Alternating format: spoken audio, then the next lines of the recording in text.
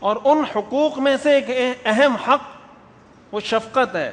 حدیث شریف میں آتا ہے من لم یرحم صغیرنا ولم یوقر کبیرنا فلیس منا. جو ہمارے چھوٹوں پہ شفقت نہ کرے، رحم نہ کرے اور ہمارے بڑوں کا احترام نہ کرے، وہ ہم میں سے نہیں ہے. حضور علیہ الصلاۃ والسلام کے پاس جب حضرت فاطمہ رضی اللہ تعالی عنہ تشریف لاتی تھی، صحیح احادیث سے یہ بات ثابت ہے، حضور علیہ الصلاۃ والسلام اپنی جگہ سے کھڑے ہو جاتے تھے. کس کی محبت میں؟ بیٹی کی محبت میں.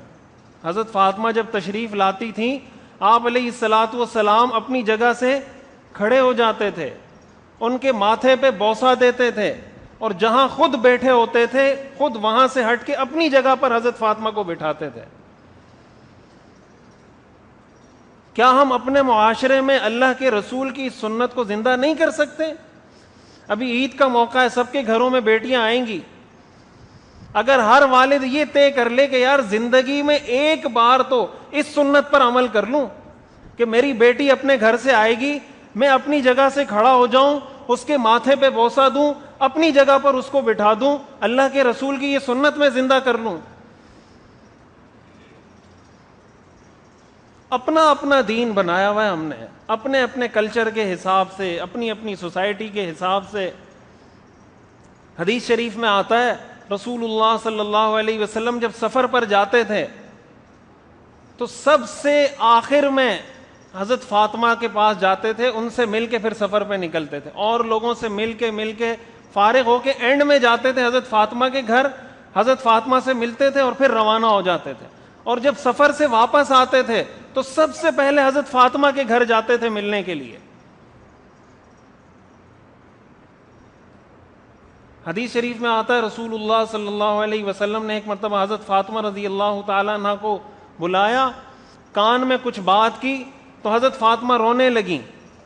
پھر تھوڑی دیر بعد آپ نے دوبارہ بلایا، کان میں بات کی تو ہنسنے لگیں. حضرت عائشہ رضی اللہ تعالیٰ عنہ فرماتی ہیں کہ میں نے اس وقت تو نہیں پوچھا کہ کیا یہ حضور نے آپ سے کیا بات کی ہے، لیکن جب حضور کا وصال ہو گیا، آپ دنیا سے تشریف لے گئے، میں نے ایک دن حضرت فاطمہ سے کہا کہ ذرا مجھے یہ بتاؤ اللہ کے رسول نے تمہیں کان میں کیا بات کہی تھی.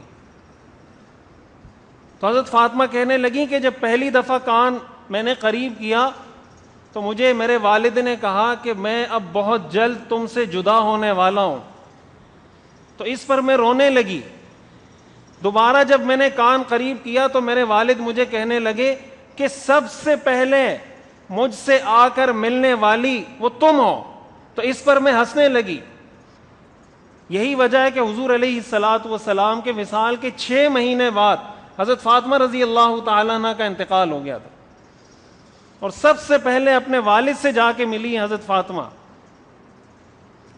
میرے عرض کرنے کا مقصد یہ ہے کہ اولاد میں برابری، اور یہ بات بھی یاد رکھیں کہ جب تک والد زندہ ہے، یہ جو شریعت میں میراث کی تقسیم کا حکم ہے نا، للذکر مثل حظ الانثیین، کہ لڑکے کو عورت کا ڈبل ملتا ہے، یہ مرنے کے بعد ہے.